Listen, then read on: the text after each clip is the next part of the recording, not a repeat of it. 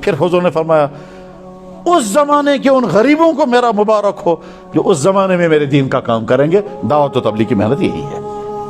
فطوبى للغرباء، مبارک ان غریبوں کو جو اس زمانے میں میرا یہ دین کا کام لے کر چلیں گے. ان کو بہتر سمجھ الذين يصلحون ما افسد الناس، ترمذی میں حدیث ہے. جب لوگوں میں بگاڑ ہی بگاڑ ہوگا اس وقت سدھار کے جو فکر کریں گے. دعوت و تبلیغ کی محنت وہی ہے.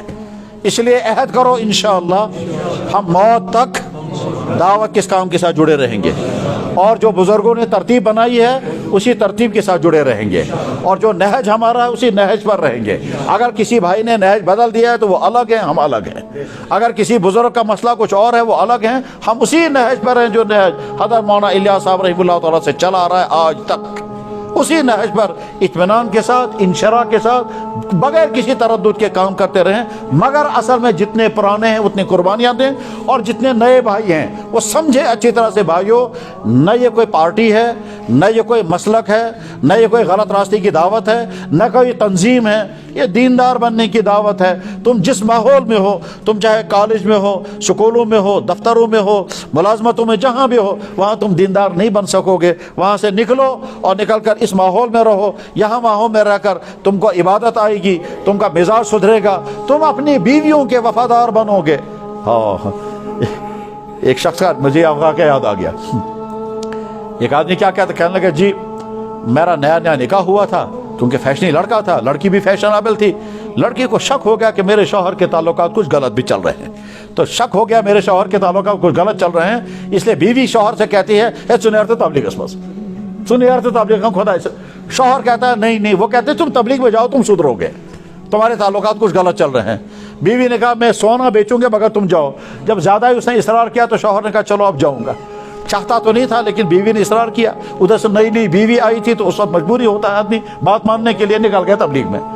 اب 3 دن کے بعد جب اس میں تبدیلی آ گئی، اب نظارہ میں خدا میں کیا کیا گناہ کر میں تھا. اب جب سارا نظارہ سمجھ میں آ گیا تو بس اس نے بیوی کو کہا میں تو آیا تھا وہاں سے 3 دن، مگر اگر تم چاہو تو میں یہاں سے 40 دن کے لیے نکل جاؤں گا. بیوی نے کہا اچھی طرح سے جاؤ، آپ نہیں سدھر سر، اسی سے تم سدھر جاؤ گے. ٹھیک ہے. اس نے جب 40 دن لگائے، 40 دن لگانے کے بعد اس نے بیوی کو فون کیا، کہنے لگا میں بہت کچھ دین سیکھ رہا ہوں، اگر تم آمادہ ہو جاؤ تو میں یہیں سے 4 مہینے کے لیے نکل جاؤں گا. بیوی نے کہا بالکل اچھا ہے، میں تو چاہتی ہوں تو سدھر جائے گا کیونکہ تیرے اندر، اور میں ابھی اور کڑے بیچ کر کے پیسے بھیجوں گا، پیسوں کی فکر مت کرنا، مگر تو سدھر. اب جب 4 مہینے کے بعد یہ واپس آیا، سر پر امامہ، جسم پر کرتا، داڑھی سفید. بیوی کہتے دبن ہے سے کیا آگے بنے تھے، یہ تم کیا بن کر کے آ گئے؟ کہنے لگا کیوں؟ کہنے لگا میں یہ تو چاہتی تھی تم سدھر جاؤ مگر اتنا زیادہ بھی نہیں. کیا مطلب اس کا؟ یعنی بے شوہر نے کہا سدھرنا چھوڑ دو، یہ ٹی وی نکالو پہلے. کہنے لگا اچھا اور؟ کہنے لگا وہ جو سیکنڈ ٹائٹن تیرے پاس ہیں وہ بھی نکال. کہنے لگا اچھا اور؟ کہا وہ جو فیشن کی چیزیں ہیں وہ بھی سب باہر نکال. کہتا ہے وہ لپسٹک کے ڈبے کہاں ہیں، پھینکو باہر ان کو. انہوں نے کہا بھائی دین یہی ہے. اس نے کہا جی اور کیا، دین تو یہی ہے. کہنے لگا بھائی میں جا رہی ہوں، مجھے یہ دین نہیں چاہیے.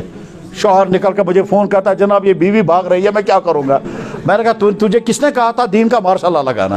تو 4 مہینے لگا کر کے آیا تو اس کو اب سمجھنا تھا نا، اس بیوی کا تھوڑا تھوڑا ذہن بنانا ہے. کہتے ہیں بیوی کہتی ہے میں چاہتی تو سدھر جائے مگر اتنا زیادہ بھی نہیں. کیا مطلب اس کا؟ میرے بھائی اگر تم چاہتے ہو تمہارے اندر اتنا امیون سسٹم، ایمان کا امیون سسٹم اتنا مضبوط ہو جائے کہ تم باہر کے تمام برے اثرات سے بچ سکو، تم آل پروف بن جاؤ گے اگر ایمان پختہ ہو گیا. اور ایمان پختہ کرنے کا راستہ دعوت و تبلیغ.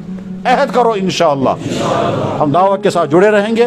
پرانوں نے دعوت کو چکھا ہے، نئے ارادہ کریں اور شوق کے ساتھ، ہمت کے ساتھ نام لکھوائیں. اور جب نکلو گے تم 3 دن 40 دن جو بھی نکلو گے، واپس آ کر اسی مسجد یا محلے کی مسجد میں بیٹھ کر سوچنا خدایا میں زیونا کن ہو، خدایا میں نے کچھ پایا یا کھویا. تو تمہارا اندر کے ایمان کہے گا پایا ہی پایا، کھویا کچھ نہیں. بلکہ ایمان تمہیں کہے گا تم آج تک تھے کہاں، تم نے آج تک زندگی برباد کی ہے. اللہ نکلنا آسان فرمائے، ہدایت پر جمنا نصیب فرمائے، اور اس دعوت و تبلیغ کی محنت کے لیے ہمیں قبول فرمائے. اب جلدی سے ہمت کر کے بولیں.